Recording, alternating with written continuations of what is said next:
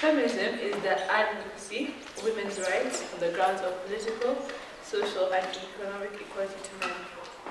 How many of you view the feminist movement as successful? So, did you raise your hand? Yeah, okay. So, this fight of feminism has been going on for 300 plus years. Slavery ended after 256. So, why has it taken this long? Who is feminism really helping? Are feminists themselves roadblocks in the way of their own success? Is it helping anyone really? Or has it just created a forum for hating men and is based on the desire to have power over men? These are some of the questions we're going to be considering today. If you look at our college, the school, you will find that more girls do humanities and more boys do STEM. When you ask people about their university prospects, what they want to do, what careers they want to pursue, there are more boys in like STEM and business compared to girls. And why is this?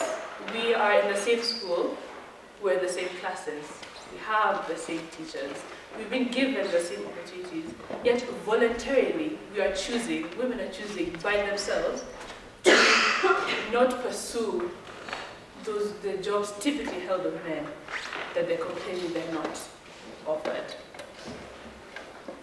And it's not because we're not smart, because if you look at academic scholars, most of them are girls.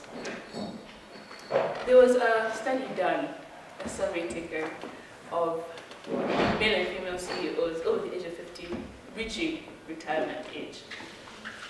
While most of the male CEOs were seen as happy and content, the majority of the female were unhappy. But there was a portion of them that were happy with their successful lives. However, there was some that looked at their lower-ranking co-workers and employees and felt like there was something missing, and they saw that what they were missing was a family, and like chose something to fall back on, which those who hadn't put their career first had gotten, while the male CEOs were more happy and they were content with their lives because when they retired, they have something to fall back on.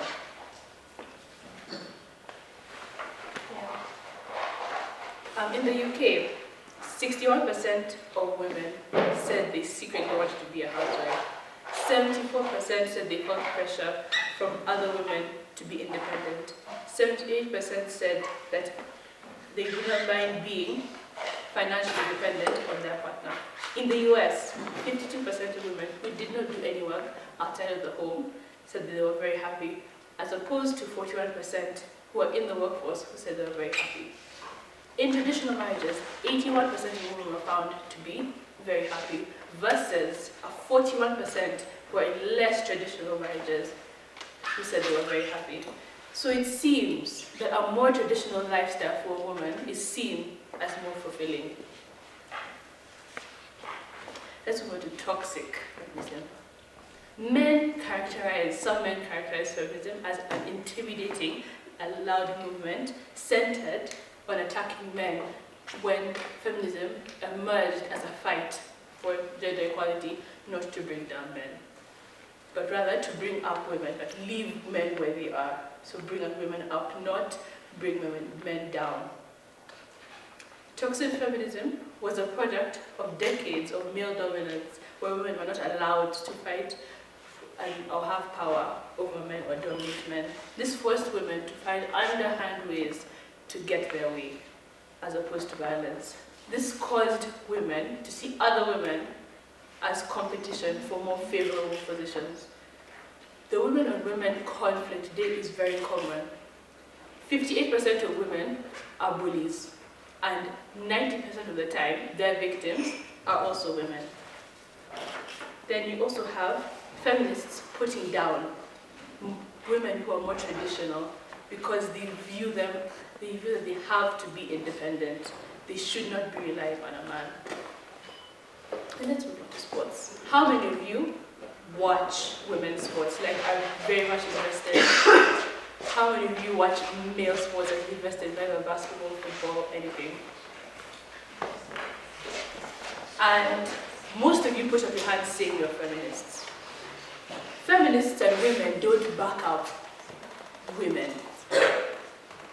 so you don't contribute anything to like sports. It's just, you just have to watch, because the numbers of viewers equates or translates into how much women are paid.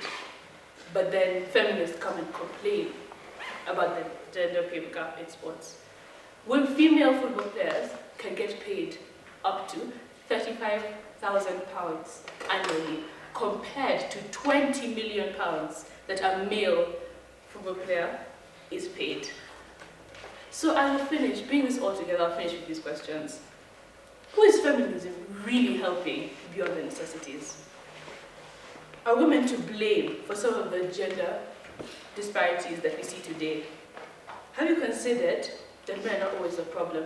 Rather, feminists have made a mockery of the feminist movement, so much so that it is not taken seriously by those who are in the place to implement change. Is our biggest problem the patriarchy, or the women, or feminists? And as a feminist, what are you doing to contribute to the movement? It's not that you have to go and like protest or do something big against the government. It's as simple as watching women's sports.